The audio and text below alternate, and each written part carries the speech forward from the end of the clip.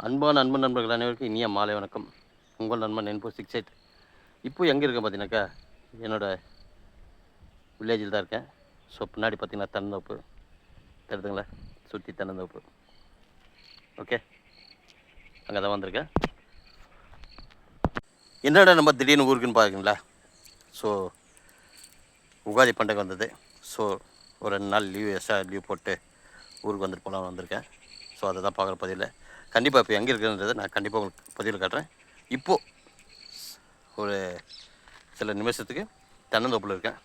சரிங்களா, தென்னந்தோப்பு இங்கே தான் இருக்கேன். வாங்க நம்ம பதிவில் போய் பார்ப்போம் எங்கே இருக்குதுன்ட்டு. வாங்க காட்டுறேன். இந்த இடம் வந்து பார்த்திங்கனாக்கா, நாங்கள் முனேஸ்வரன் வணங்கின இடம் இது.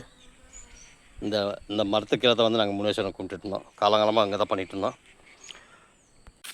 அப்படியே இந்த பக்கத்தில் பண்ணிங்கன்னா நம்மளோட வண்டி, நம்ம பயணித்த வண்டி இது. ஸோ இந்த வண்டி தான் வந்திருக்கேன். இப்போ பார்த்தீங்கன்னாக்கா அப்பனுக்கு ஒரு இடம் கட்டி அப்பனை அங்கே உட்கார வச்சாச்சு. பார்த்தீங்களா, இதுதான் முனேஸ்வரன் கோயில். ஸோ ஏற்கனவே பதிவில் பார்த்துருப்பீங்க, அப்பனோட பதிவில். அதுதான் கும்பாபிஷேகம், மண்டல பூஜை எல்லாமே போட்டிருப்பேன், அதில் பார்த்துருப்பீங்க. அந்த இடம் தான் இது.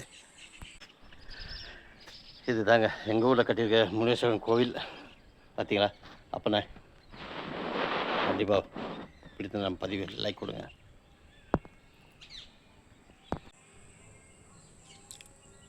வந்து போகணுமுன்னா, அப்பனுக்கிட்ட வந்து போனோம்னா மனசுக்கு ஒரு நிறைவாகவும் ஒரு அமைதியாகவும் ரொம்ப அருமையாக பிரமாதமாக இருக்குங்க. நமக்கு ஒரு மன நிம்மதியாக இருக்குது. ஆமாம், கண்டிப்பாக உங்களுக்கு பிடிக்கணும், ஒரு லைக் கொடுங்க.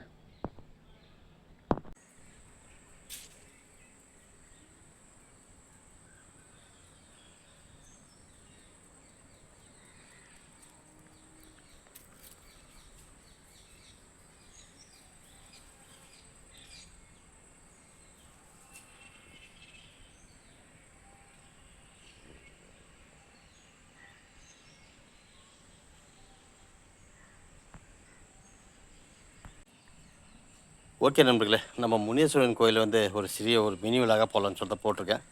கண்டிப்பாக உங்களுக்கு பிடிக்கணும். நீங்கள் பிடிச்சிருந்தால் கண்டிப்பாக ஒரு லைக் கொடுத்து நம்ம சேனலுக்கு சப்போர்ட் பண்ணுங்கள். மறக்காமல் ஷேர் பண்ணுங்கள், மறக்காமல் சப்ஸ்கிரைப் பண்ணுங்கள். வாங்க அப்படியே கண்டினியூ பண்ணுவோம். கிளம்பலாமா? ஓகே, மீண்டும் அடுத்த பதிவு சந்திக்கும் வரை உங்களுடன் உங்கள் நண்பன் 9 பை யூ.